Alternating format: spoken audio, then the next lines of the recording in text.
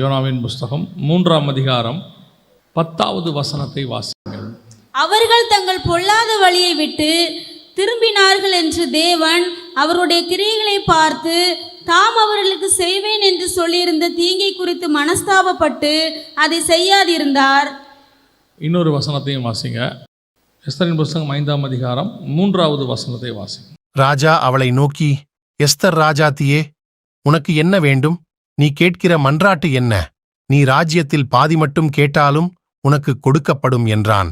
YONO தீர்க்கதரிசன புஸ்தகம் 3ஆம் அதிகாரம் 10வது வசனத்திலும் எஸ்தரின் புஸ்தகம் 5ஆம் அதிகாரம் 3வது வசனத்திலும் ரெண்டு முக்கியமான காரியங்களை பார்க்கிறோம். ரெண்டுமே ஒரு ஜெபத்திற்கான பதில்.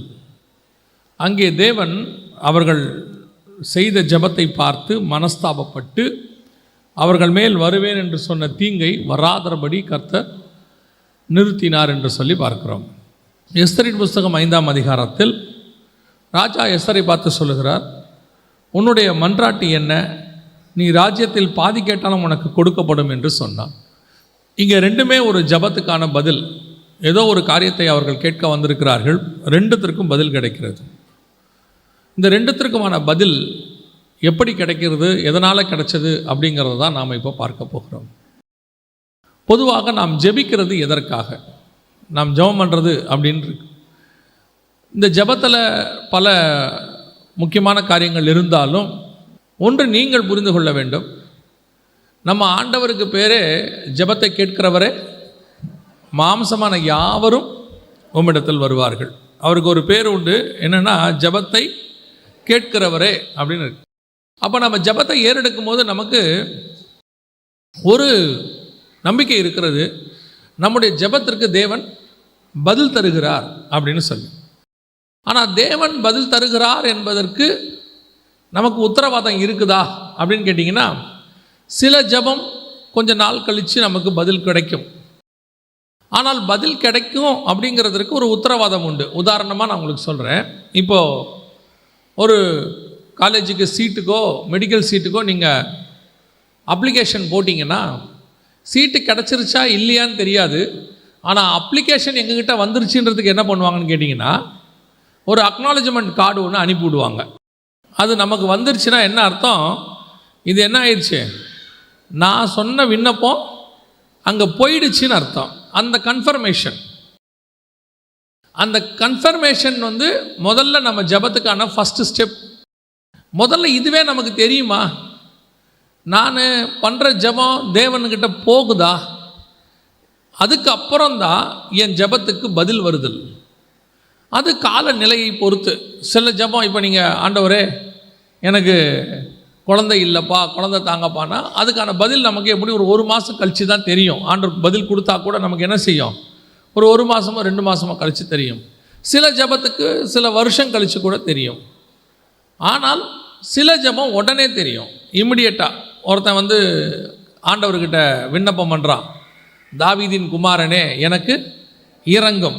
அந்த ஜெபத்துக்கு உடனே அங்கே என்ன செய்யுது, பதில் கிடைக்குது. சில ஜெபத்துக்கு உடனே பதில் கிடைக்கும், சில ஜெபத்துக்கு கொஞ்சம் நேரம் எடுக்கும், நாட்கள் எடுக்கும், சில ஜெபம் வருஷங்கள் கூட எடுக்கும். இப்போ உதாரணமாக தானியேல் ஜெபம் பண்ணுறார், எப்பொழுது எங்கள் சிறையிருப்பு திரும்பப்படும் அப்படின்னா 70 வருஷம் கழிச்சு அப்படின்னு தெரியுது அவருக்கு. அப்போ 70 வருஷம் கழிச்சு தான் அது என்ன ஆகும், அந்த ஜெபத்துக்கு பதில் கிடைக்கும். அந்த மாதிரி ஒவ்வொன்றுத்துக்கும் ஒரு காலகட்டம் இருக்குது.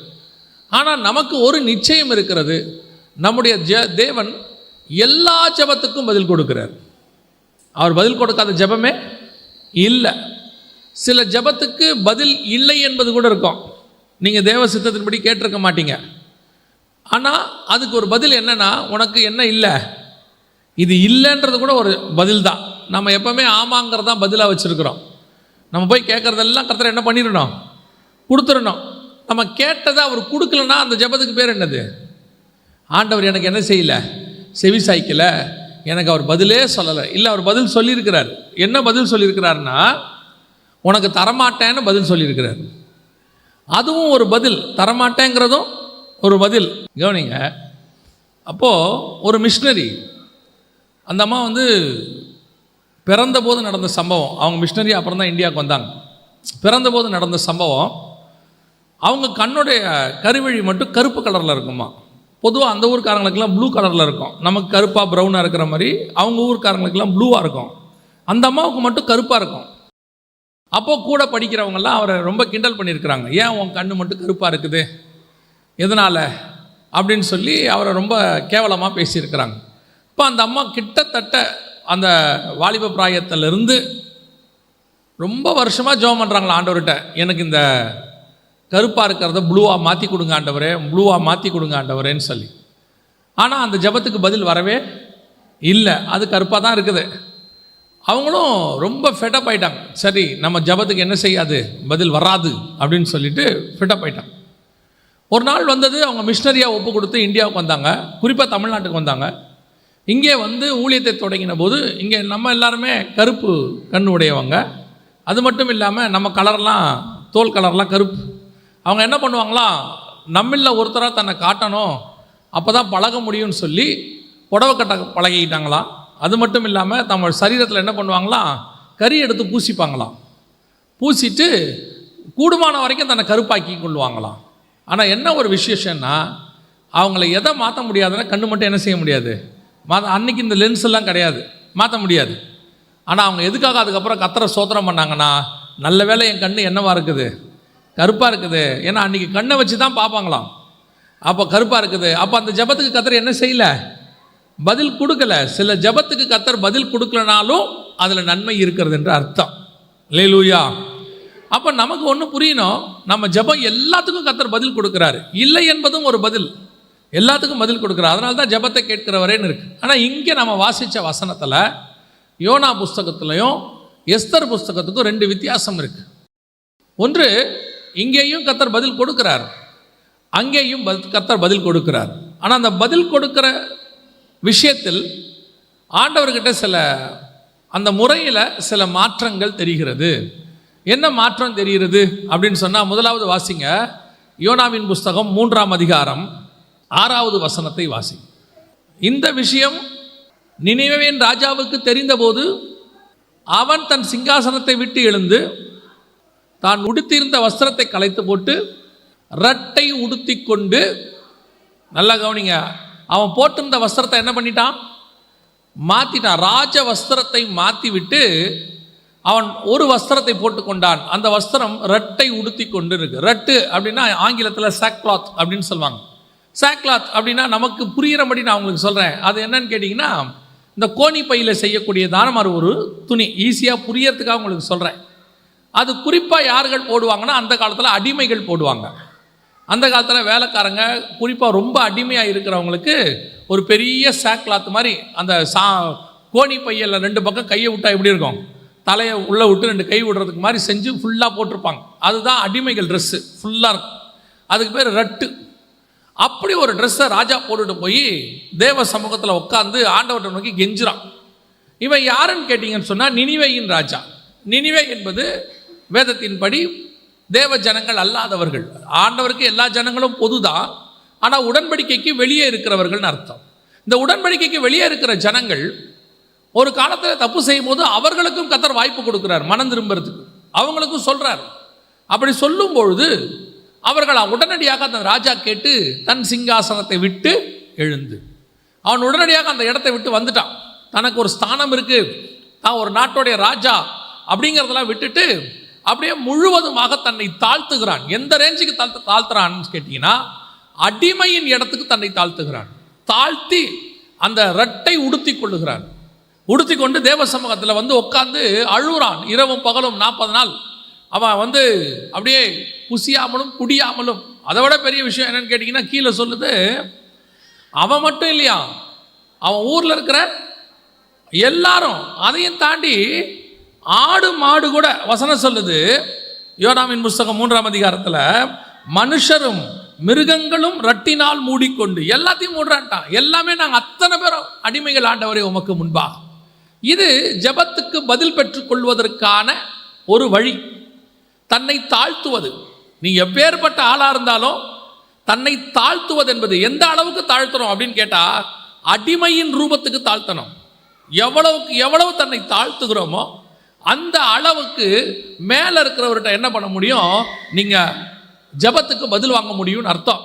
நல்லா கவனிச்சு பார்த்தீங்கன்னா நம்ம ஊர்லேயே நீங்கள் பார்க்கலாம், போலீஸ் உங்களை நிறுத்தி உங்ககிட்ட லைசன்ஸ்லாம் இல்லைன்னு வச்சுக்கோங்க, அடுத்த வார்த்தை அவங்க சொல்கிறது என்ன தெரியுமா? வண்டியை விட்டு இறங்கு.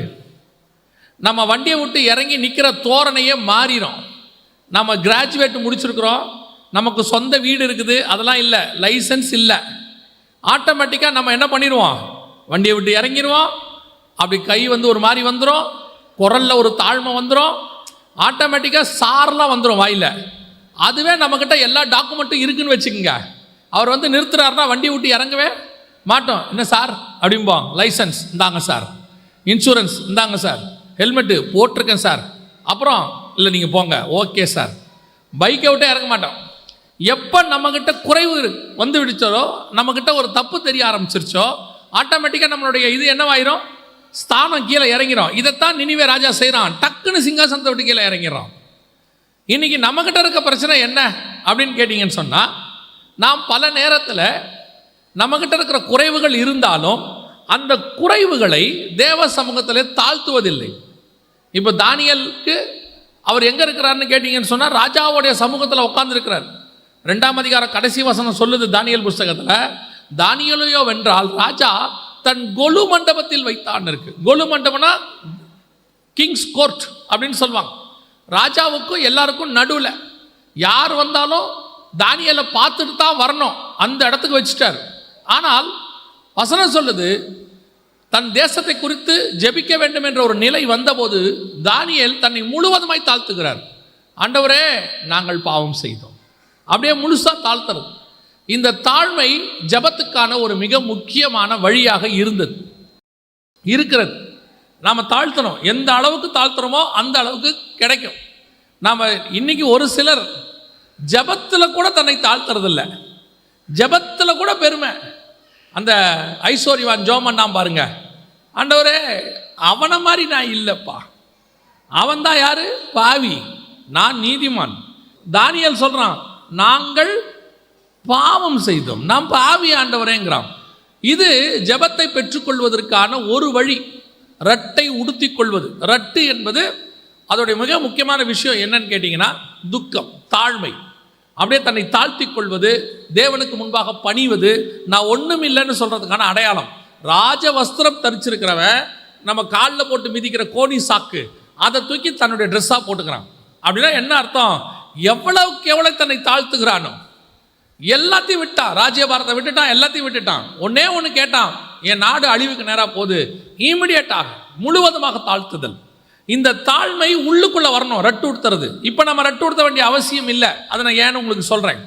இப்போ நம்ம யாரும் கோணி பையை போட்டு உக்காரல, மூடிக்கொள்ளலை, எதையும் செய்யலை. ஆனால் இன்னைக்கு நமக்கு வேற ஒரு ட்ரெஸ் ஆண்டவர் கொடுத்துட்டார், நம்ம அதைத்தான் போட்டுட்டு தேவ சமூகத்தில் உட்காடுறோம். ஆனால் உள்ளுக்குள்ளே இந்த தாழ்மை இருக்கணும். பாருங்க, எப்பேற்பட்ட ராஜாவா இருக்கிறான் தாவீது. அவனை போய் பார்த்தீங்கன்னா அத்தனை பேரையும் சண்டை போடுவான், அவனை கண்டா எல்லாருக்கும் பயம். ஆனால் பாவம் செஞ்ச உடனே தாவீது நானே அந்த மனுஷன்னு கீழே உட்காந்துட்டான், அப்படியே போட்டான் முழங்கால், நானே அந்த மனுஷன். இந்த தாழ்மை தான் வரணும். இங்கே யாருமே பூரண பரிசுத்தவான்கள் கிடையாது. ஒரு உபதேசம் இருக்கு, நாம பாவி கிடையாதுன்னு. நாம பாவத்தை கர்த்தர் மன்னிச்சிட்டார், ஆனால் நாம் இன்னும் பாவமாத்தில் இருக்கிறோம். மன்னிச்ச பிறகு எவ்வளோ பாவம் செஞ்சுருக்கிறோம். அதனால தான் வசனம் சொல்லுது, நம்மில் பாவம் இல்லை என்று சொல்வோமானால் நம்மை நாமே வஞ்சிக்கிறவர்களாகி இருப்போம். இன்னைக்கு நமக்கு அப்படி ஒரு குரூப் இருக்கு, அதை விட்டுருங்க. நாம பாவத்தை ஆண்டவர் மன்னிச்சிட்டாரு, நீதிமான் ஆக்கிட்டாரு. ஆக்கின பிறகு எத்தனை பாவம் இருக்குது, எவ்வளோ காரியங்களில் மீறுதல்கள் இருக்குது, எவ்வளோ கோபம் இருக்குது, மூர்க்கம் இருக்குது, இன்னும் எவ்வளோ விதமான காரியங்கள் நமக்குள்ள காணப்படுது. இது அத்தனையிலையும் நான் ஊழியக்காரன், நான் விசுவாசி, 10 வருஷம் விசுவாசி, எனக்கு வேதத்தை பற்றி நல்லா தெரியும், நான் ரொம்ப நல்லா பாடுவேன், எனக்கு இவ்வளோ டேலண்ட் இருக்குதுன்ட்டு ஜெபத்தில் போய் ஆண்டவர்கிட்ட கட்டக்கூடாது. ஆண்டவர்கிட்ட போகும்போது தாழ்மை வந்துடணும், நான் ஒன்றுமில்லைன்னு வந்துடணும். ஒன்றுமில்லை தான், தேவனோட கம்பேர் பண்ண நாம ஒன்றுமில்லை. நீங்கள் தாவீது ராஜாவையே இருந்தாலும் அவன் ஒன்றுமில்லைன்ட்டான். கமாலியல் பாத்தில் படித்தவனே சொல்லிட்டான், நான் ஒன்றுமே இல்லை ஆண்டவரே, நான் எல்லாருக்கும் எல்லாமானேன், எல்லாருக்கும் அடிமையானேன். இதான் முதலாவது. உங்களுக்குள்ள அந்த தாழ்த்துக்கிற சுபாவம் வரணும். அந்த தாழ்த்துக்கிற சுபாவம் வரணும்னா ராஜா என்ன பண்ணா, ஃபர்ஸ்ட் சிங்காசனத்தை விட்டு கீழே இறங்கிட்டான். உட்காந்துருக்கிற இடத்தோட என்ன பண்ணிட்டான், கீழே இறங்கிட்டான். அதான் ரொம்ப முக்கியம். நீங்கள் உங்கள் மைண்டில் ஒன்று உட்காந்துருக்குது, நீங்கள் யாருன்னு. அது கிராஜுவேட்டுன்னு உட்காந்துருக்கோம், பணக்காரன்னு உட்காந்துருக்குறோம், அல்லது கோடீஸ்வரன் உட்காந்துருக்கோம். சிலது உன் மைண்டில் ஏறி உட்காந்துருக்கோம். அங்கேருந்து இறங்கணும் கீழே. முதல்ல அந்த இடத்த விட்டு இறங்கிடணும். நான் எந்த இடத்துல வேலை பார்க்குறேன், என்ன சம்பாதிக்கிறேன், மாதம் எவ்வளோ வருது, எத்தனை வீடு இருக்குது, எங்கள் ஊர்லேயே எனக்கு என்ன பேர், எங்கள் அப்பா யார், அந்த இடத்த விட்டு இறங்கணும் கீழே. எல்லாத்தையும் விட்டுட்டு இறங்கிட்டு ஆண்டவர்கிட்ட சொல்லணும், ஆண்டவரை நான் நட்டுடுத்தி கொள்ளுகிறேன். யார்ப்பா? அடிமை ஆண்டவரை. அது இருதயத்துக்குள்ளே வரணும், வெளியே இல்லை. அது பழைய ஏற்பாடு, சாக்கை உடுத்தி கொள்வது. அதே நேரத்தில் புதிய ஏற்பாடு நமக்கு ஆண்டவர் ஒரு அடையாளத்தை வச்சிருக்கிறார். நாம் எப்படி போய் நிற்கணும்? வாசிங்க எஸ்தரின் புஸ்தகம் 5ஆம் அதிகாரம் 1ஆம் வசனத்தை வாசிங்க. 3ஆம் நாளிலே எஸ்தர் ராஜ வஸ்திரம் தரித்து கொண்டு, இந்த விண்ணப்பத்துக்கு அந்த அம்மா போகிற ஸ்டைல் பாருங்க. இப்போ யோனாவுடைய ராஜா, அவர் யாரு? ராஜா. அந்த ராஜா தேவன்கிட்ட பதில் வாங்கிறதுக்கு ரட்டை உடுத்தி கொண்டு போனார்னு பார்க்கிறோம். ஆனால் இங்கே ராஜ வஸ்திரத்தை தரித்து கொண்டு எஸ்தர் வந்தாள்னு பார்க்குறோம். இதுக்கும் காரணம் இருக்கு. இப்போ இவ யாரு? அந்த தேசத்துக்கு அடிமை பெண், அடிமையாக கொண்டு வரப்பட்டவள். இஸ்ரவேலிலிருந்து அடிமையாக கொண்டு வரப்பட்டவள். மொர்தெக்காய் அடிமையாக கொண்டு போகப்பட்டவர். அவருடைய அண்ணன் பொண்ணு தான் இவ. ஸோ இவங்களும் அடிமையாக இருந்தவங்க தான் எஸ்தர் ஒரு காலத்தில். ஆனால் எஸ்தர் இப்பொழுது ராஜாவுக்கு ஒரு விண்ணப்பத்தோடு கூட போகிறாங்க. போகும்போது அவங்க ஒரு வேலை செய்கிறாங்க, ராஜ வஸ்திரத்தை தரித்து கொண்டு போனாள். அதோடைய அர்த்தம் என்ன? நான் அடிமையாக வந்திருக்கலாம், ஆனால் இன்னைக்கு ராஜா என்னை மாற்றி ராஜஸ்திரீயாக உட்கார வைத்திருக்கிறார். வாசிங்க எஸ்தரின் புஸ்தகம் 2:17. ராஜா சகல ஸ்திரீகளை பார்க்கிலும் எஸ்தர் மேல் அன்பு வைத்தான். எஸ்தரின் மேல் அன்பு வைத்தான். சகல கன்னிகைகளை பார்க்கிலும், சகல கன்னிகைகளை பார்க்கிலும் அவளுக்கு அவன் சமூகத்தில் அதிக தயையும் பட்சமும் கிடைத்தது. ஆகையால் அவன் ராஜ கிரீடத்தை அவள் சிரசின் மேல் வைத்து அவளை வஸ்தியின் ஸ்தானத்திலே பட்டத்து ஸ்திரீயாக்கினான். இப்போ 2ஆம் அதிகாரத்தில் பட்டத்து ஸ்திரீ ஆயாச்சு. இப்போ இந்த அம்மா என்ன ஆயிட்டாங்க? ராஜஸ்திரீ, வஸ்தியின் ஸ்தானத்துக்கு வந்தாச்சு. ஆனால் அடிமை பெண். ஒரு காலத்தில் அடிமை பெண்ணாக இருந்தவங்க தான். ராஜா அன்பு வைத்து அவள் மேலே பாசம் வைத்து அவளை கொண்டு வந்து மேலே உட்கார வச்சுட்டான். இப்போ ராஜா உட்கார வச்சாச்சு. இப்போ ஒரு விண்ணப்பம் வருது. இப்போ எஸ்தருக்கு தெரியுது, ராஜா கிட்ட நான் போய் அந்த விண்ணப்பத்துக்கு பதில் வாங்கணும்னா பழையபடி நான் அடிமையின் ரூபத்தில் போனால், ரட்டுடுத்திக்கிட்டு போனால், ஒரு அடிமையாக கொண்டு வரப்பட்டவள் அந்த ஸ்தானத்தில் போனால் பதில் கிடைக்குமா? இல்லை ராஜ வஸ்திரம் தரிச்சுக்கிட்டு போய் ராஜாக்கு முன்னாடி நின்னா பதில் கிடைக்குமா? இதான் இப்போ 2வது ஸ்டேஜ். ஒரு காலத்தில் நாம் அடிமையாக இருந்தது உண்மை. அந்த தாழ்மை இன்னும் இருதயத்தில் இருக்கணும். எப்பவும் ஒரு காரியத்தை அடிக்கடி ஆண்டவர் உணர்த்துவார்.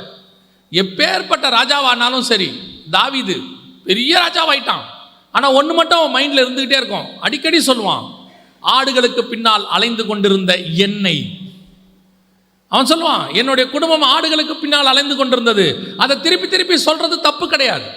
ஏன்? கர்த்தர் எதிர்பார்க்கறது என்ன? ஆதியிலே கொண்டிருந்த அன்பை விட்டாய் என்று உன் பேரில் எனக்கு ஒரு குறை உண்டு. பழச மறந்துடாத, எங்கிருந்து வந்தோன்றத மறந்துடாதீங்க. இன்னைக்கு கர்த்தர் நம்மளை ராஜஸ்திரியா உட்கார வச்சிருக்கிறார். கர்த்தர் நம்மளை ஆசீர்வச்சிருக்கிறாரு. நம்ம ஊர்ல, ஏரியால, ஜனங்களுக்கு முன்பாக, ஊழியத்தில் எல்லாத்துலையும் ஆசீர்வச்சிருக்கிறார். ஆனால் நீங்க இறங்கி திருப்பி அந்த அடிமையின் வஸ்திரத்தை தரிக்கணுங்கிற அவசியம் கிடையவே கிடையாது. கர்த்தர் மாத்திட்டார், ஆசீர்வதிச்சிட்டார். ஆனால் உள்ளுக்குள்ள இருக்கணும், நான் யாரு அப்படின்னு. நமக்கும் இயேசு கிறிஸ்துக்கும் என்ன வித்தியாசம்னு பார்த்தீங்கன்னா, இயேசு அடிமையின் ரூபம் எடுத்து வந்திருக்கிறார். ஏன்னா அவர் சிலுவையை சுமக்கணும். ஆனால் உள்ளுக்குள்ள அவர் என்னவா இருக்கிறார் தெரியுமா? ராஜாவாக இருக்கிறார். எந்த இடத்துலையும் தன் ராஜாங்கிற ஸ்தானத்தை விட்டு கொடுக்க மாட்டார். ஒரு இடத்துல பிலாத்து கேட்பாரு, யூதருக்கு ராஜாவா? அவர் சொல்வார், நீ சொல்லுகிறபடி தான். அவர் சொல்லலை, இல்லைங்க இவங்க எல்லாம் என்னை பிடிச்சி கொண்டு வந்துட்டாங்க, பார்த்து செய்யுங்கன்னு சொல்லலை. அவர் சொன்னார், ஆமையா நான் யூதருக்கு ராஜா தான். எந்த இடத்துல தன் ஸ்தானத்தை விட்டு கொடுக்க மாட்டார். அவருடைய நடை, அவருடைய தோரணை, அவர் வெளியே பார்க்கறதுக்கு தேவ ஆட்டுக்குட்டி, பலியாக போகிற ஆட்டுக்குட்டி, ஆனால் உள்ளுக்குள்ள அவர் என்னவா இருக்கிறாரு? ராஜாவாக இருக்கிறார். நமக்கு என்ன பிரச்சனைனா, இப்போ கர்த்தர் நம்மளை என்னவா மாற்றிட்டாரு? ராஜாக்களும் ஆசாரியருமாய் மாற்றிட்டார். உள்ளுக்குள்ள மாற்றிட்டார். வெளியே நம்ம என்னவா தான் இருக்கிறோம், இன்னும் இந்த உலகத்தில் இருக்கிற சாதாரண மனுஷராக தான் இருக்கிறோம். நம்ம ஆட்களுக்கு இங்கே இப்போ என்ன பிரச்சனைனா, உள்ளுக்குள்ள ராஜாவாக இருக்கணும், வெளியே பார்க்கறதுக்கு தாழ்மையாக இருக்கணும். இப்போ இங்கே இருக்கிறவங்களுடைய பிரச்சனை என்னன்னா, நிறைய பேருக்கு வெளியே ராஜா மாதிரி இருக்கணும், உள்ளுக்குள்ள தாழ்மையாக இருக்கணுன்ற எண்ணம் இல்லை. வெளியும் தாழ்மை இல்லை, உள்ளேயும் தாழ்மை இல்லை. வெளியே பார்க்கும்போது நான் யார் தெரியுமா, ராஜாவுடைய பிள்ளை, இயேசுவினுடைய பிள்ளை, அதனால நான் இருக்கிறதுலே பெஸ்ட் கார் வச்சுப்பேன், பெஸ்ட் ட்ரெஸ் போட்டுப்பேன், நான் இருக்கிறதுலே காஸ்ட்லி கிரெடிட் கார்டு வச்சுப்பேன். இது என்ன சுபாவம் தெரியாது. அப்பேற்பட்ட ராஜாவே அடிமையின் ரூபம் எடுத்துட்டார். இப்போ நம்மளை என்ன சொல்லியிருக்கிறாரு, நீ வா விண்ணப்பத்துக்கு எங்கிட்ட வா, வரும்போது எப்படி வா, நீ அடிமையாக என்னிடத்தில் வராத, நான் உன்னை அடிமைத்தனத்திலிருந்து மீட்டுட்டேன். இப்போ நீ எப்படி வரணும் தெரியுமா, ராஜாவுடைய மனைவியாக மணவாட்டியாக வந்து நிற்கணும் என் முன்னாடி. ராஜாவுடைய மணவாட்டியாக வந்து நின்னா நீ கேட்கிற வேண்டுதல் உனக்கு சொல்லப்படும், நீ கேட்கிற காரியம் உனக்கு தரப்படும். அதனால தான் ராஜா எஸ்தருக்கு நல்லா தெரியுது, நான் என்ன ட்ரெஸ்ஸு போட்டு போனால் ராஜா என்னை கிட்ட கூப்பிடுவார்னு எனக்கு தெரியும். ஏன், நான் யார் தெரியுமா, ராஜகுமாரத்தி. அந்த ராஜ வஸ்திரத்தை தரித்து கொண்டு வந்து நின்றாள். நம்ம ஒன்று வாங்கணும்னு முடிவு பண்ணிட்டோம்னா நம்மளை எவ்வளோ பரிதாபமாக காட்டணுமோ அவ்வளவு பரிதாபமாக காட்டுவோம். ஆனால் எஸ்தர் அப்படி இல்லை, நான் உங்ககிட்ட பதில் வாங்க முடிவு பண்ணிட்டேன் ராஜா, ஆனால் நான் இப்போ எப்படி வரப்போகிறேன் தெரியுமா, பாவமாக வந்து உங்க முன்னாடி நிற்க போகிறதில்ல, ஒரு பாவியாக தேவனிடத்தில் கேட்க போகிறதில்ல. எப்படி கேட்க போகிறது தெரியுமா, ஒரு பிள்ளையாக தகப்பனிடத்தில் கேட்க போகிறோம். அதுக்கு தான் இயேசு ஜெபம் சொல்லி கொடுத்தாரு, பரமண்டல இருக்கிற எங்கள் பிதாவே, அப்பான்னு கூப்பிடும்பார். நீ அந்த அப்பான்னு கூப்பிட்டு கேள, அப்பான்னு கூப்பிட்டு கேட்டுட்டீங்கன்னா அவர் எதையும் கொடுக்க வல்லமை உள்ளவராக இருக்கிறார். அல்லேலூயா. லூக்கா எழுதின சுவிசேஷம் 15ஆம் அதிகாரத்தில் 12வது வசனம் வாசிங்க. அவர்களில் இளையவன் தகப்பனை நோக்கி, தகப்பனே, ஆஸ்தியில் எனக்கு வரும் பங்கை எனக்கு தர வேண்டும் என்றான். அந்தபடி அவன் அவர்களுக்கு தன் ஆஸ்தியை பங்கிட்டு கொடுத்தான். அப்பா கிட்ட வந்து என்ன கேட்கிறான் பையன், ஆஸ்தியை பங்கிட்டு கொடுங்கன்னு கேட்குறான். ஆனால் கேட்கும் போது எப்படி கேட்டான் தெரியுமா, தகப்பனேன்னு கேட்டான். அங்கே கேட்கும் போது பாருங்க, பையன் கெட்டவன் கொண்டு போய் ஆஸ்தியை என்ன பண்ண போகிறான், அழிக்க போகிறான்னு அப்பாவுக்கு நல்லா தெரியும்.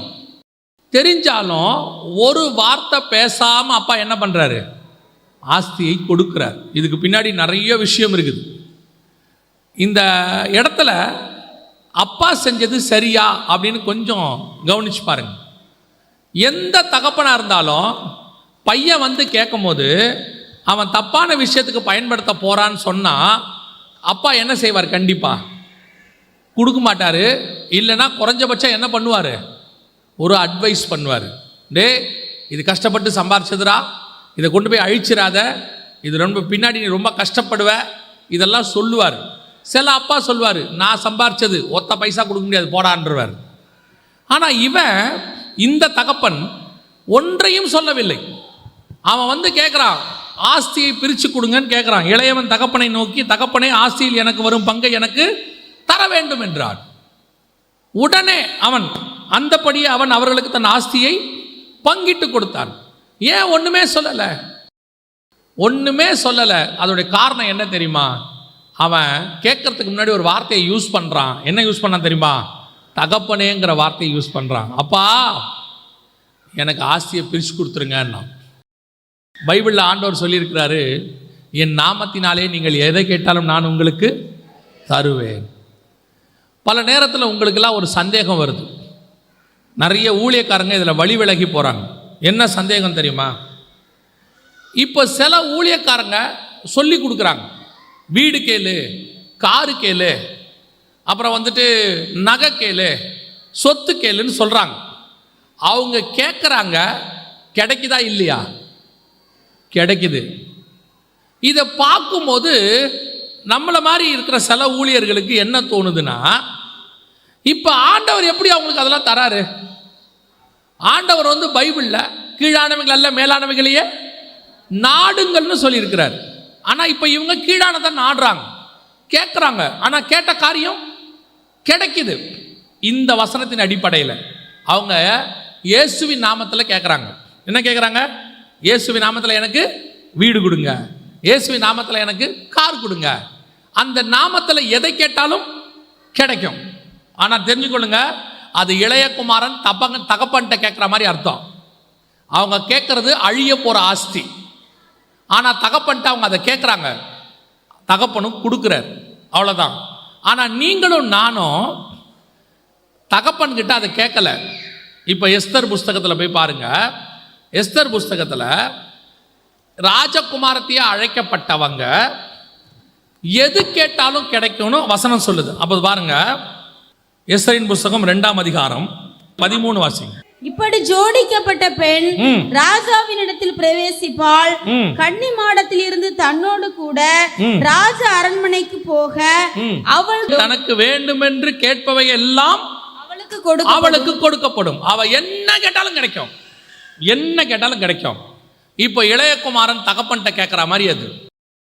அதை தான் இன்னைக்கு இருக்கிற நிறைய ஊழியக்காரங்க கேட்டுக்கிட்டு இருக்கிறாங்க. இயேசுவின் நாமத்தில் அதை கேளு, இயேசுவின் நாமத்தில் இதை கேளு, உனக்கு கிடைக்கும் கிடைக்கும்னு சொல்றாங்க. கிடைக்கவும் செய்யுது. இளையகுமாரனுக்கு ஆஸ்தி பிரித்து கொடுக்கப்பட்டது. கேட்கிற பெண்ணுக்கு எல்லாம் கொடுக்கப்படும். ஒன்றும் இல்லாமல் நீ என்ன கேட்டாலும் தருவாங்க. ஆனா நீங்களும் நானும் இருக்க வேண்டிய மெத்தட் என்ன அப்படின்னு பின்னாடி வசனம் சொல்லுது. வாசிங்க, 15வது வசனம் வாசிங்க. மொர்தெகாய் தனக்கு குமாரத்தியை ஏற்றுக்கொண்டவளும் அவன் சிறிய தகப்பனாகிய அபியேலின் குமாரத்தியுமான எஸ்தர் ராஜாவினிடத்தில் பிரவேசிக்கிறதற்கு முறை வந்தபோது அவள் ஸ்திரீகளை காவல் பண்ணுகிற ராஜாவின் பிரதானியாகிய ஏகாய் நியமித்த காரியமே அல்லாமல் வேறொன்றையும் கேட்கவில்லை. இதுதான் டிஃபரன்ஸ். நல்லா தெரிஞ்சுக்கொள்ளுங்க. மணவாட்டி சபைக்கும் மற்ற பெண்ணுக்கும் உள்ள டிஃபரன்ஸ். நீ என்ன கேட்டாலும் கிடைக்கும்பா, அதெல்லாம் இயேசு இல்லைன்னே சொல்லலை. நீ என்ன வேணாலும் கேட்டு வாங்கிக்க. ஏன்னா சர்வ வல்லமை உள்ள தேவன். எதை வேணாலும் கேட்டு வாங்கிக்க, ஆண்டவர் கொடுக்குறார். என் நாமத்தினால கேட்டு. அதை இளையகுமாரன் கேட்குற மாதிரி, அதை மற்ற கன்னிகைகள் கேட்குற மாதிரி. ஆனால் எஸ்தர் எப்படிப்பட்டவள் தெரியுமா? எனக்கு ஏகா என்ன நியமித்தாரோ, எனக்கு பரிசுத்த ஆவியானவர் என்ன நியமித்தாரோ இந்த பூமியில், எனக்கு என்ன தேவை என்பதை என் பரலோக பிதா ஏற்கனவே அறிந்திருக்கிறார். அவர் என்ன கொடுப்பாரோ அதை நான் வாங்கிப்பேன். எனக்குன்னு நான் ஒன்று என்ன செய்ய மாட்டேன், கேட்கவே மாட்டேன். இதுதான் டிஃபரன்ஸ். இளையகுமாரன் கேட்டதுக்கும் நாம கேட்காம இருக்கிறதுக்கும், மற்ற பெண்கள் கேட்டதுக்கும் எஸ்தர் கேட்காம இருக்கிறதுக்கும் என்ன சொல்லி கொடுக்குறாங்க? கேளுங்கள் கேளுங்க கேளுங்கன்றாங்க. அதுக்கு 2-3 வசனங்களை மட்டும், அந்த வசனத்தை முன்னாடியும் விட்டுறாங்க பின்னாடியும் விட்டுறாங்க. அதை மட்டும் எடுத்துக்கிறாங்க. பாருங்க, நீங்கள் எதை கேட்டாலும் தருவேன், உங்கள் சந்தோஷம் நிறைவாயிருக்கும்படி பரமபிதா தருவார்னு இருக்கு. எதை தருவார்னு இருக்கு? லூக்கால வசனம் தெளிவா சொல்லுது, நீங்கள் சந்தோஷமா இருக்கும்படிக்கு பரமபிதா பரிசுத்த ஆவியை தருவார்னு இருக்கு. தெளிவா இருக்கு வசனம். அப்ப இன்னைக்கு இந்த எஸ்தர் ராஜவஸ்திரம் தரித்து கொண்டு வந்தவளாய் அத்தாரிட்டியோட அவ கேட்டா கிடைக்கும். அதுதான் ஸ்தானம். அது என்ன ஸ்தானம்? தகப்பன் ஸ்தானம். நான் தகப்பனிடத்துல வந்து கேட்க போகிறேன். இப்போ நான் என்ன வஸ்திரம் தரிச்சிருக்கிறேன் தெரியுமா? இப்போ பாருங்க, அந்த இளையகுமாரன் திருப்பி வரான். அந்த சொத்தெல்லாம் அழிச்சிட்டான். அழிச்சு முடிச்சுட்டு திருப்பி அவன் தகப்பனை நோக்கி வரான். வரும்போது அவன் என்ன சொல்றான் பாருங்க. வாசிங்க, 15ஆம் அதிகாரம் 20-21 வாசிங்க. குமாரன் தகப்பனை நோக்கி, தகப்பனே. இப்ப திருப்பி பாவ மன்னிப்பு கேட்கிறான். கேட்கும் போது எப்படி கேட்கிறான்? தகப்பனேன்னு கேட்கிறான். அழியிற சொத்தை கேட்கும் போதும் தகப்பனேன்னு கேட்டான். அழிச்சு முடிச்சுட்டு திருப்பி மன்னிப்பு கேட்கும் போது எப்படி கேட்கிறான்? தகப்பனேன்னு கேட்கிறான். அந்த தகப்பன்கிற ஸ்தானம் இருக்கு பார்த்தீங்களா, அதுதான் இம்பார்ட்டன்ட். இப்ப நீங்களும் நானும் ராஜவஸ்திரம் தரித்த எஸ்தரை போல தேவனுக்கு முன்பாக பிள்ளைகள் என்கிற ஸ்தானத்தில் வந்து நிற்கிறோம். இந்த ஸ்தானத்தில் வந்து நின்னா கண்டிப்பா உங்கள் ஜபத்திற்கு ஆண்டவர் பதில் கொடுக்க வல்லமை உள்ளவராக இருக்கிறார். அல்லேலூயா. நீங்க என்ன ஜபத்தோட கொண்டு நிக்கிறீங்களோ அதை பரலோகம் பார்க்குது. அது என்ன ஜபம்ன்றது அப்புறம் பார்த்துக்கலாம். ஆனா வரும்போது எப்படி வரணும் தெரியுமா? தகப்பனுங்கிற ஸ்தானத்துல வரணும், அப்பாங்கிற ஸ்தானத்துல வந்து கேட்கணும். இன்னைக்கு நிறைய பேர் புதிய ஏற்பாட்டில் தாழ்த்துறோங்கிற பேர்ல பழைய ஏற்பாட்டுடைய காரியத்தை எடுத்துக்கிட்டு ஆண்டவர்கிட்ட வந்து சொல்றாங்க, ஆண்டவரே நான் ஒரு குப்பை. ஆண்டவர் நினைப்பாரு, என் பையனை என் பொண்ணை ரத்தத்தால கழுவி பிள்ளையா மாத்திட்டேன், ஆனா அது இன்னும் குப்பையாவே இருக்குது. ஆண்டவரே நான் ஒரு கழுத. எதுக்கு சொல்றாங்கன்னா, எருசலேமில் இயேசு கழுதையில நுழைஞ்சாராம். அந்த கழுதை யாராமா? இவங்களாமா. அதுக்கு தாழ்த்த, ஆண்டவரே நான் ஒரு குப்பை, நான் ஒரு கழுத அப்படின்னு. ஆண்டவர் சொல்றாரு, எப்ப பையனா மாறுவ? இன்னும் கழுதையாவே இருக்கிறியே, எப்ப நீ என் குமாரனும் குமாரத்தியுமாய் மாறுவீர்கள்? நீங்கள் உங்களை தாழ்த்துகிறது குற்றம் அல்ல, தாழ்மைங்கிற பேர்ல நீங்க ரொம்ப மோசமா போறீங்க. இப்ப நம்ம போய் நான் குப்பை, நான் கழுத, நான் பரலோகம் பார்த்துட்டே இருக்குது. நீ இருந்தது உண்மைப்பா, ஒரு காலத்துல குப்பையா இருந்த, அடிமையா இருந்த, குப்பையிலேருந்து நான் உன்னை உயர்த்திட்டேன். இன்னைக்கு உன்னை எங்க கொண்டு வந்து நிறுத்திட்டேன்? மகன் மகள் என்கிற இடத்துக்கு கொண்டு வந்து நிறுத்திட்டேன். நீ ராஜ வஸ்திரம் தரிச்சுக்கிட்டு வா, அப்ப வந்து நில்லு. உன் வேண்டுதல் என்னவோ அது உனக்கு கொடுக்கப்படும். தகப்பன் நீ கேட்டு பாரு, நீ அழிக்கிறத கேட்டாலும் சரி, பாவ மன்னிப்பு கேட்டாலும் சரி, தகப்பன் கொடுப்பதற்கு வல்லமை உள்ளவராக இருக்கிறார். தேவனாகிய கர்த்தர் உங்களையும் என்னையும் நம்முடைய பிள்ளைகளாக பார்க்கிறார். நீங்க ஜெபம் பண்ணுங்க, நல்லது. கூடி வந்து ஜெபம் பண்ணுங்க, அழுது ஜெபம் பண்ணுங்க, வேணான்னு சொல்லல. ஆனா எப்படி ஜெபம் பண்ணணும் தெரியுமா? ஒரு தகப்பன்கிட்ட பிள்ளை கேட்குற மாதிரி அத்தாரிட்டியோட கேட்கணும். ஆண்டவரே எனக்கு இது வேணும் ஆண்டவரே. ஆனா கேட்கறது எதுன்றது அப்புறம். ஆனா கேட்கிறவங்க எப்படி இருக்கணும்ன்றதை இப்ப நம்ம பார்த்துக்கிட்டு இருக்கிறோம். என்ன கேட்கிறோங்கிறது அடுத்து. கேட்கிறவங்க என்ன எப்படி இருக்கணும்? அத்தாரிட்டி. பிள்ளை தகப்பன்கிட்ட கேட்குற மாதிரி போய் கேட்கணும். ரெண்டாவது அங்கே சொல்ற அடுத்த விஷயம் என்ன அப்படின்னு சொல்லி பாருங்க, வாசிங்க. யோனாவின் புஸ்தகம் 3ஆம் அதிகாரம் 10வது வசனத்தை வாசி. அவர்கள் தங்கள் பொல்லாத வழியை விட்டு திரும்பினார்கள் என்று தேவன் அவருடைய கிரியைகளை பார்த்து.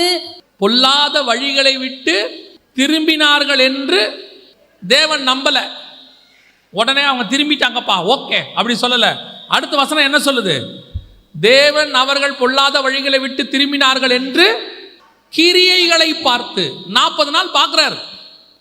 முதல் நாள் சொல்லியாச்சு, இந்த மாதிரி நினிவே அழிய போது அப்படின்னு. உடனே ராஜா இம்மிடியட்டா கீழே இறங்கிட்டான், ரட்டு உடுத்திட்டான், வஸ்திரம் போட்டாச்சு, சாம்பல்ல உட்காந்துட்டான், எல்லாரையும் போட சொல்லிட்டான். எல்லாம் ஓகே தான். இதெல்லாம் இந்த ஆரம்பத்தில் ஒரு ஃபோர்ஸ் வந்து ஒன்று கேட்ட உடனே தீர்மானம். ஆண்டவர் பார்க்குறாரு, நினிவேக்காரங்களும் அதே மாதிரி தான். ஃபர்ஸ்ட் டே போய் யோனா சொன்ன உடனே ஓகே ரைட் உடுப்பா, நம்ம ரட்டு உடுத்துவோம், சாம்பலில் உட்காருவோம், கேட்போம். ஆண்டவர் பார்க்குறாரு, முதல் நாள் கொஞ்சம் வேகமாக தான் இருக்கானுங்க, 2வது நாள் பார்ப்போம். 2வது நாளும் அப்படியே இருக்கிறாங்க. 3வது நாள் பார்ப்போம், 3வது நாள் அப்படியே இருக்கிறாங்க. அப்போ ஆண்டவர் பார்க்குறாரு, தொடர்ந்து அவர்கள் கிரியைகளிலே அவர்கள் தங்கள் நீதியை வெளிப்படுத்துகிறார்கள். இன்னைக்கு நாம் வெளிப்படுத்துகிறோமா? எடுக்கிற தீர்மானத்தில் நிற்கிறோமா? ஊழியத்தில் எத்தனை தீர்மானம் எடுத்திருக்கிறீங்க? செஞ்சுருக்கிறீங்களா? இனிமேட்டு இதெல்லாம் செய்வேன் நீங்களே செஞ்சீங்களா? ஆவிக்குரிய வாழ்க்கையில் எத்தனை தீர்மானம்? நம்ம அவன் ரேஞ்சுக்கு அவங்கவுங்க தீர்மானம். சின்ன பிள்ளைங்க அவங்க தீர்மானம். பையன் எழுதி வைப்பான், இன்றையிலிருந்து டைம் டேபிள்லாம் போட்டு ஒட்டி வைப்பான். முதல் மேக்ஸ் படிப்பேன், 2வது சயின்ஸ் படிப்பேன், எல்லாம் போட்டிருப்பான். அதுக்கப்புறம் அதை பார்க்கவே மாட்டான் அவன். அவ்வளோதான், பீரோவில் எழுதி ஒட்டியிருப்பான். சில பசங்கள்லாம் பார்த்தா என்ன படிக்க போகிறேன். இன்னும் சிலர் பண்ணியிருப்பான், இந்த வருடம் 400 மார்க் எடுப்பேன்னு. 200 சொச்சம் தான் வந்திருக்கும். என்னடா ஆச்சு? எழுதுனதோட சரி. இன்னைக்கு கிரியை இல்லாத விசுவாசம். ஆண்டவர் பார்க்குறாரு, நீ எழுதுனதெல்லாம் சரி, ஒட்டினதெல்லாம் சரி, ரட்டு உடுத்துனது சரி, சாம்பல்ல உட்கார்ந்ததும் சரி, ஆனால் இது தொடருகிறதா? இந்த ஆவிக்குரிய உன்னுடைய பழக்கம் தொடருகிறதா? எங்க அம்மா ஒரு பழமொழி சொல்லுவாங்க. எங்க அம்மா நிறைய பழமொழி சொல்லுவாங்க. அதுல ஒரு பழமொழி சொல்லுவாங்க, இந்த புது தொடப்பம் நல்லா தாண்டா பெருக்கும்பாங்க. இந்த தொடப்பம் புதுசாக இருந்துச்சுன்னா என்ன செய்யுமா? முதல்ல கொஞ்சம் நல்லா பெருக்குமா, போக போக தொடப்பம் என்ன ஆகுமா? ஒழுங்காக பெருக்காதான். அந்த மாதிரி ஒரு ஃபோர்ஸ். உடனே ரட்டுடுத்தி சாம்பல்ல ஆண்டவர் பார்க்குறாரு, இவன் என்னதான் செய்கிறான்னு பார்ப்போம். அப்புறம் வசனம் சொல்லுது, அவர்கள் கிரியைகளை பார்த்து அவர் மனஸ்தாபப்பட்டு. உண்மையிலே இவன் ஃபாஸ்டிங் இருக்காண்டா, உண்மையிலே இவன் ஜெபம் பண்ணுறான்டா, உண்மையிலே தண்ணி குடிக்காமல் இருக்காண்டா. ஆண்டவர் கிரியையை பார்க்குறாரு, உண்மையிலே உபாசம் இருக்கிறானா? நினிவே ஜனங்களை பார்க்கிறார், இரவும் பகலும் 40 நாள் புசியாமலும் குடியாமலும். அவன் சொல்லிட்டான், மிருகம் கூட குடிக்கக்கூடாதுன்ட்டான். அவன் வீட்டில் இருக்கிற ஆடு மாடு கூட என்ன செய்யக்கூடாது?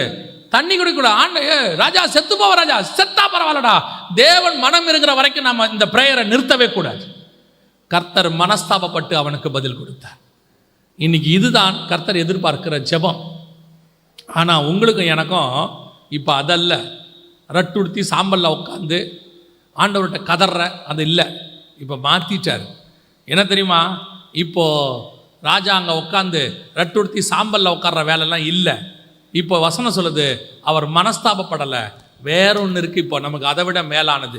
வாசிங்க, முடிக்கலாம், வாசிங்க. எஸ்தரின் புஸ்தகம் 5ஆம் அதிகாரம் 2ஆம் வசனம் வாசிங்க. எஸ்தர் 5:2 வாசிங்க. ராஜா ராஜஸ்திரியாக எஸ்தர் முற்றத்தில் இருக்கிறதை கண்டபோது அவளுக்கு அவன் கண்களில் தயை கிடைத்தது. இப்போ என்ன கிடைச்சிருச்சு? இப்போ அவன் மனஸ்தாபப்படலை.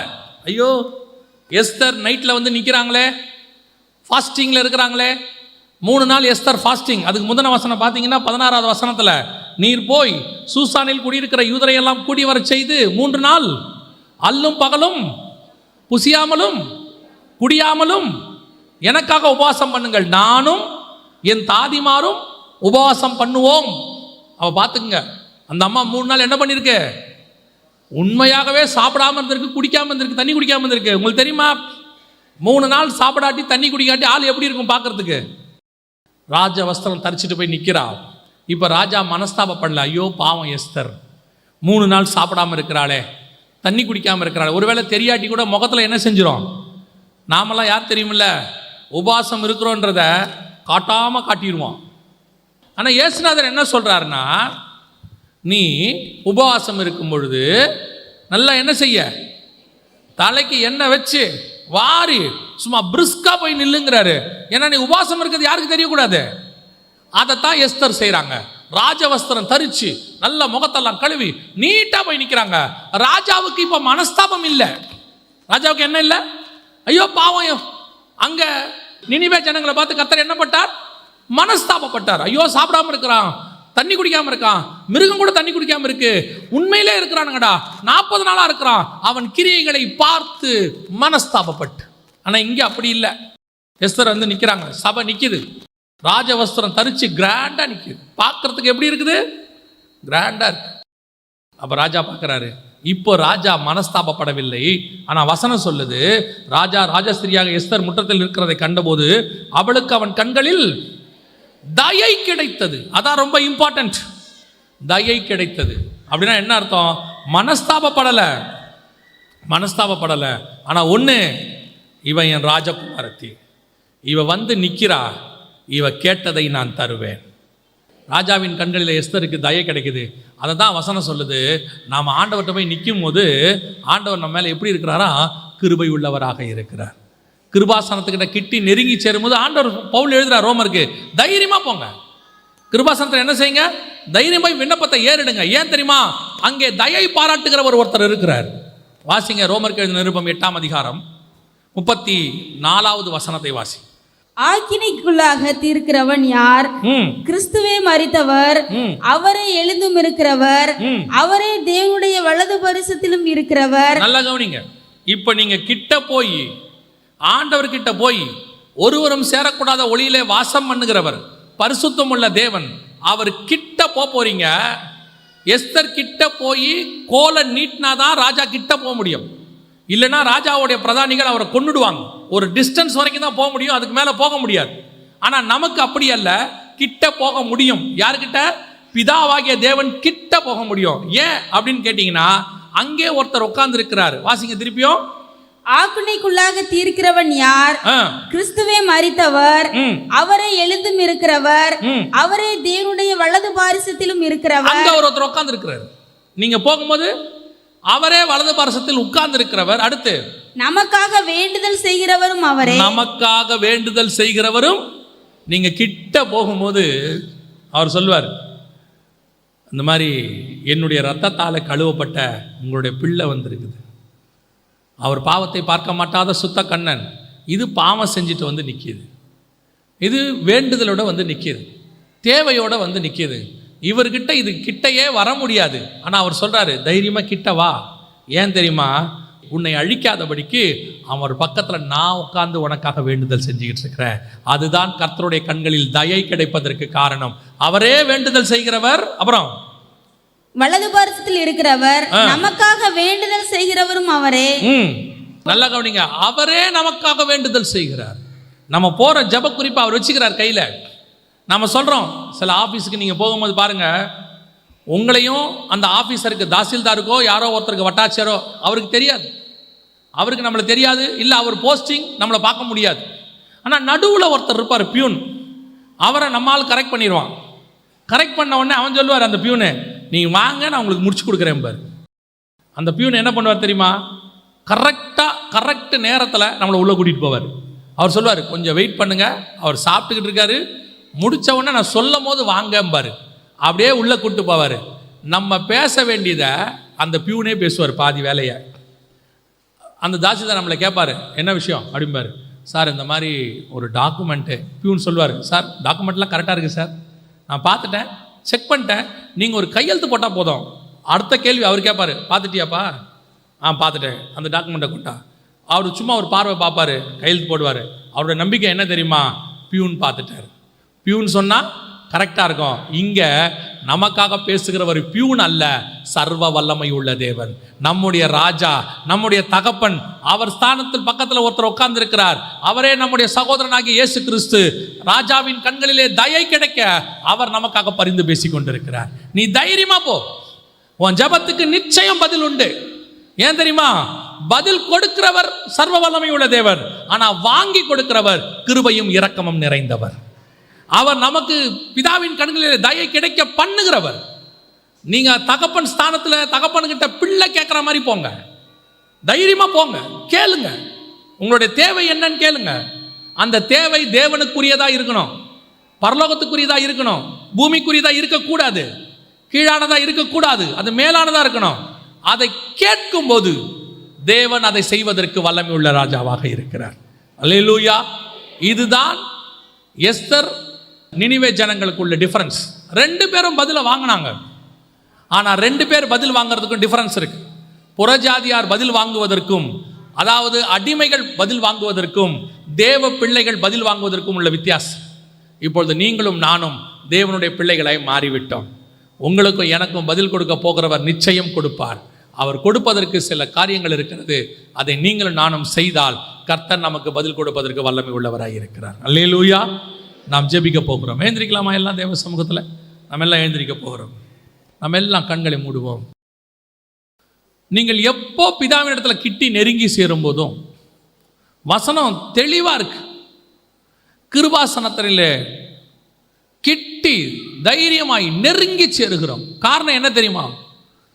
நமக்காக மன்றாடுகிறவர் ஒருவர் அங்கே உட்கார்ந்து இருக்கிறார், நமக்காக பரிந்து பேசுகிறவர் ஒருவர் அங்கே உட்கார்ந்து இருக்கிறார். நம்முடைய கையிலே அவருடைய ரத்தம் கொடுக்கப்பட்டிருக்கிறது. தைரியமாய் அவருடைய ரத்தத்தினாலே தைரியமாய் நெருங்கி சேருகிறோம் என்று எபிரேயர் நிருபம் சொல்லுகிறது. ராஜ வஸ்திரம் தரித்தவளாக எஸ்தர் கிட்டே வந்தார். நீங்களும் நானும் பிள்ளை என்கிறதான ஸ்தானத்தில் கிட்டே வருகிறோம். அவள் ராஜகுமாரத்தி, நான் தேவனுடைய பிள்ளை, என் சர்வ வல்லமையுடைய பிள்ளை. அதனால தான் இயேசு தெளிவாக சொன்னார், பரமண்டல இருக்கிற எங்கள் பிதாவேன்னு கூப்பிடுங்க. உங்கள் பிதா செய்வது அதிக நிச்சயம் அல்லவா? என் நாமத்தினாலே எவைகளை கேட்டாலும் அதை செய்வேன் என்ற ஒரு வாக்கு பண்ணி இருக்கிறார். சொல்லியும் செய்யாதிருப்பாரோ, வசனத்தும் நிறைவேற்றாதிருப்பாரோ. முதலாவது தகப்பன் ஸ்தானத்துக்கு தகப்பனை சந்திக்க போனோம். அந்த இளைய குமாரன் எல்லாம் போச்சு, அத்தனை இழந்தாச்சு. ஆனால் அவனுக்கு ஒரே ஒரு நம்பிக்கை மட்டும் இருந்துச்சு, எங்க அப்பா என்னை புறம்பே தள்ள மாட்டார், எங்க அப்பா என்னை சேர்த்துக்கொள்வார். அவன் எப்படி வந்து நின்னான் தெரியுமா? வேலைக்காரன் ட்ரெஸ்ல வந்து நின்னான். ஏன்னா அதுக்கு முன்னாடி வசனம் சொல்லுது, அவன் வேலை பார்த்த இடத்துல வயல்வெளியில் வேலை பார்க்கும்படி, வயல்வெளியில் இருக்கிற பன்றிகளை மேய்க்கும்படி அவனை அனுப்பி விட்டார்கள். அவன் அந்த வஸ்திரத்தில் தான் இருந்தான், வேலைக்கார வஸ்திரம். ஆனால் தகப்பன்கிட்ட வந்தவனே தகப்பன் பண்ண முதல் வேலை என்ன தெரியுமா? அந்த வஸ்திரத்தை கழட்டுங்கடா, என் பிள்ளைக்குன்னு ஒரு வஸ்திரம் இருக்கு, அதை போடுங்க என்று சொன்னான். அவன் வஸ்திரத்தை உடுத்துவித்துன்னு இருக்கு. நீங்களும் நானும் பிள்ளைக்குரிய வஸ்திரத்தோடு வந்து நிற்கிறோம். பரமபிதா செய்வது அதிக நிச்சயம். அவர் ஒரு நாளும் அந்த ஜெபத்துக்கு பதில் தராமல் போவே மாட்டார். ரெண்டாவது, கிட்டே வரும்போது அவர் கண்களிலே தயவு கிடைப்பதற்கு அவருடைய வலது பார்சத்தில் ஒருவர் நமக்காக வேண்டுதல் செய்து கொண்டேன்னு இருக்கிறார். நீ கிட்ட போகும்போதெல்லாம் ஒன்று தெரிஞ்சுக்கோ, இந்த பதில் கிடைக்குமா கிடைக்காதான்னு உனக்கு அவநம்பிக்கை வரவே கூடாது. ஏன் தெரியுமா? நான் கொண்டு போகிற ஜெபத்திற்கு நிச்சயம் பதில் கிடைக்கும். காரணம், இந்த ஜெபம் நான் மட்டும் செய்கிறதல்ல, எனக்காக பிதா பக்கத்தில் ஒருத்தர் உட்கார்ந்து வேண்டுதல் செய்து கொண்டிருக்கிறார். நான் கொண்டு போகிற ஜப குறிப்பை அவர் எனக்காக ரெக்கமெண்ட் பண்ணுவார். ஆனால் அது அவர் ரெக்கமெண்ட் பண்ணுற அளவுக்கு இருக்கணும். நீ போய் வீடு, பென்ஸு காரு, நகை, பெரிய பெரிய வஸ்திரம் அதெல்லாம் கேட்கக்கூடாது. அவர்கிட்ட கேட்கறதுக்குன்னு ஒன்று இருக்கு பாருங்க. நீங்கள் முதலமைச்சரை பார்க்க போன உடனே, முதலமைச்சர்கிட்ட போய் சான்ஸ் கிடைச்ச உடனே போன உடனே எனக்கு 2 கிலோ சர்க்கரை வாங்கி கொடுங்க முதலமைச்சர்னு கேட்க மாட்டீங்க. எனக்கு 2 கிலோ அரிசி வாங்கி கொடுங்கன்னு கேட்க மாட்டீங்க. முதலமைச்சர்கிட்ட கேட்கறதுக்குன்னு ஒன்று இருக்கு, அதை தான் அவர்கிட்ட கேட்கணும். அதே மாதிரி சர்வ வல்லமை உள்ள தேவன்கிட்ட கேட்கறதுக்குன்னு கொஞ்சம் இருக்கு, அதை தான் கேட்கணும். நீங்கள் கேளுங்க, அப்பொழுது உங்களுக்காக வேண்டுதல் செய்கிற ஒருவர் வலது பாரசத்தில் இருக்கிறார். அவர் அதை உங்களுக்கு வாங்கி கொடுப்பதற்கு வல்லமை உள்ளவராக இருக்கிறார். இன்றைக்கி அந்த நிச்சயத்தோடு தான் நம்ம தேவன்கிட்ட போக போகிறோம். நம்ம ஜெபம் பண்ண போகிறோம். ஒப்பு கொடுப்போமா தேவ சமூகத்தில்? ஆண்டவர்கிட்ட கரங்களை உயர்த்தி, ஆண்டவரே, நான் இனி அடிமையின் ரூபத்தில் வரமாட்டேன், வேலைக்காரன்ற ரூபத்தில் வரமாட்டேன். நான் உம்முடைய பிள்ளை என்கிற ஸ்தானத்தில் வந்து நிற்க போகிறேன். ஆண்டவரே, தகப்பனேன்னு கூப்பிட்டு பழகுங்க. சர்வ வல்லமை உள்ள தகப்பனேன்னு கூப்பிட்டு பழகுங்க. நீங்கள் தகப்பனேன்னு கூப்பிட்டீங்கன்னா அவர் செய்யாமல் இருக்கவே மாட்டார். ஏன்னா அவர் தம்முடைய ஒரே பேரான குமாரனை தந்தது எதுக்காக தெரியுமா? அவர் சாயல்ல அநேக பிள்ளைகளை பெற்றெடுப்பதற்காக. ரோமர் 8:29 சொல்லுது, குமாரனின் சாயலுக்கு ஒப்பாய் இருக்கும்படி கர்த்தர் நம்மளை அழைச்சிருக்கிறார். ஒப்பு கொடுப்போமா? சர்வ வல்லமை உள்ள எங்கள் தகப்பனே, இந்த அருமையான வேலைக்காய் உமக்கு ஸ்தோத்திரம். கிருபையுள்ள கரத்தில் எங்களை தாழ்த்துகிறோம். தேவனாகிய கர்த்தர் இதுவரைக்கும் எங்களுக்கு தந்திருக்கிற எல்லா மேன்மைகளுக்காய், மகத்துவங்களுக்காய், நன்மைகளுக்காய் உமக்கு ஸ்தோத்திரம். நீர் ஒருபோதும் உங்களுடைய பிள்ளைகளை கைவிடுகிற தேவனே அல்லப்பா. எத்தனையோ காரியங்களை நாங்கள் கேட்காமையே நீங்கள் செஞ்சிருக்கிறீங்க ஆண்டவரே. இப்பொழுதும் உங்களுடைய பிள்ளைகள் வந்து கேட்கிற காரியத்தை தேவனாகிய கர்த்தர் செய்ய வல்லமை உள்ளவராக இருக்கிறீர். அவர்கள் கேட்கிற காரியம் இன்னதென்று நீர் அறிந்திருக்கிறீர். அவைகளை செய்ய வல்லமை உள்ளவராக இருக்கிறீர். உம்முடைய நாமத்தினாலே நாங்கள் கேட்கும்போது உம்முடைய குமாரன் அதை எங்களுக்கு பெற்றுக் கொடுக்க வல்லமை உள்ளவராக இருக்கிறார். ஆண்டவரே, உம்முடைய நாமம் மகிமைப்படுவதாக. எங்கள் ஆண்டவர் இயேசுவின் நாமத்தில் பிதாவே.